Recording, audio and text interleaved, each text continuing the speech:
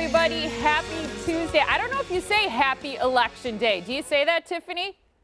Maybe to some people. Yeah. I mean, I don't know. I was just thinking about that. It reminds me of the day that I was thinking, whatever you do, Molly, do not say Happy Good Friday, because it's such a somber occasion for people who believe in and have that faith. And then, of course, I said it.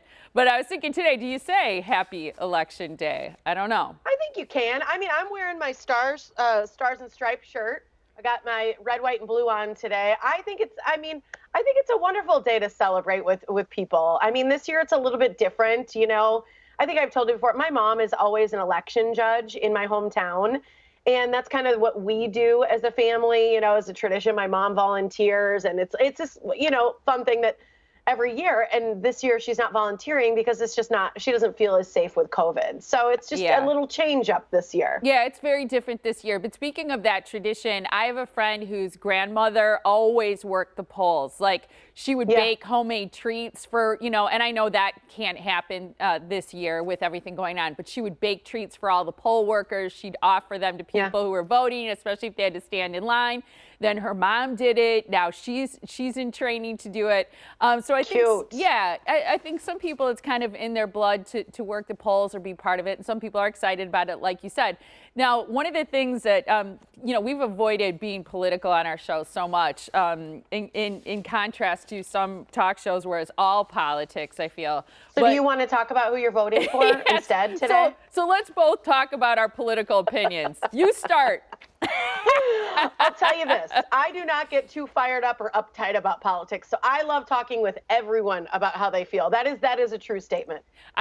You know what, I'm sort of like you. The one thing that I've been accused of is sort of being able to always hear both sides. Like, I feel like on almost any argument, I could argue both sides.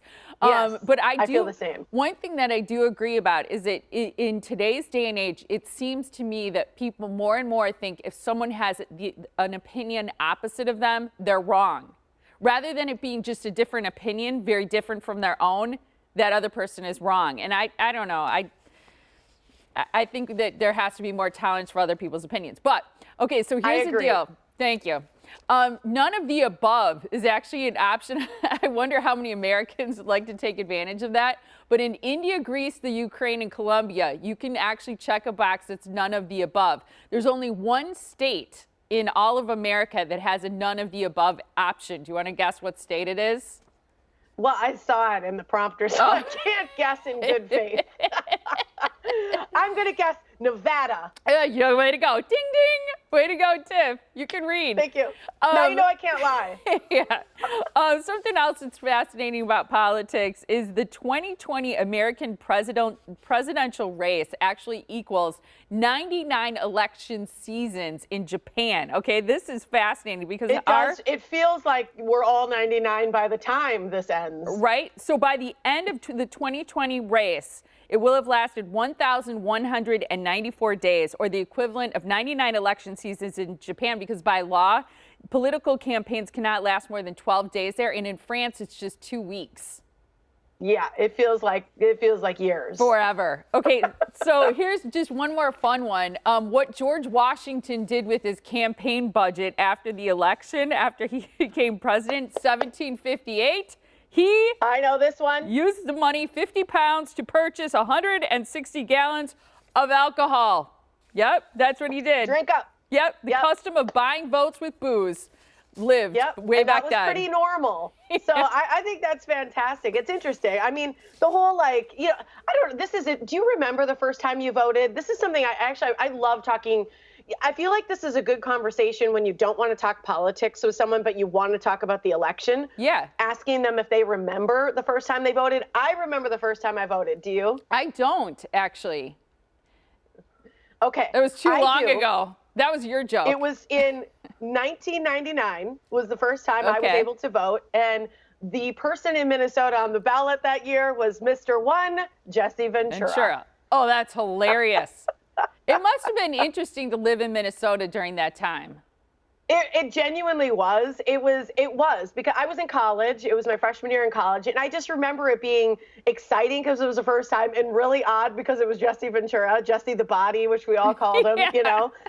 But I was an actor. So, I mean, I'll be honest, it was pretty fantastic after that because so many movies came to Minnesota and filmed because they got all these huge, they called it snowbait, all these tax rebates for movies coming to film in our state. Yes, it was great. It was a great time as an actor. I will say that. Yeah, what a way to stimulate that economy, I guess.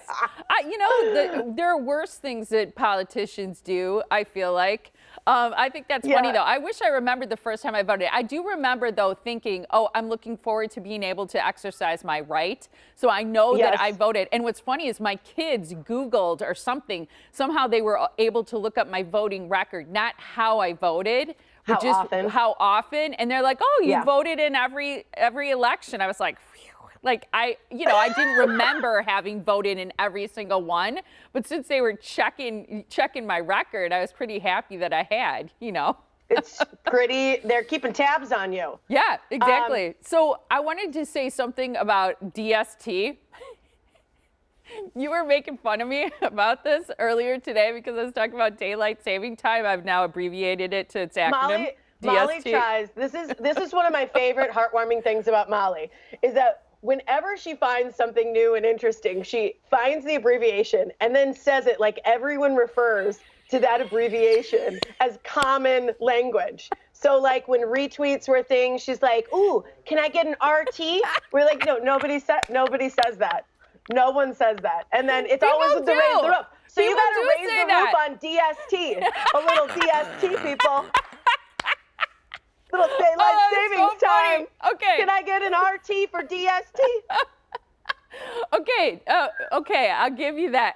Not only do I use it, but I tend to overuse it, which is part of the funny part. But what I wanted to say about it is that my new thing that I mentioned to you about getting up an hour earlier each day is I was going to be talking about it all day yesterday. I was like, well, I've only done it one day, so I can't really start bragging about it or talking about how it's changed. How it's changed my life. So now it's been 2 days, but here's the funny thing. I actually looked up the meaning of the word streak. So how many days in a row you have to do something in order for it to be a streak? Because I'm thinking, well, tomorrow it'll be 3 days. And that is technically the definition in some books of what a streak is. It has to be 3 or more consecutive days. But what's funny without your clothes on. Right. But what I found interesting is when I looked up the word streak, everything was Snapchat. Everything about streak is Snapchat if you Google it, which I thought was hilarious. Here's what I'm going to do, though. This is what I think we need to do today. Can we get a VT, a vote? Can we get a VT? Can we get a vote, people? Here we go. Raise the roof.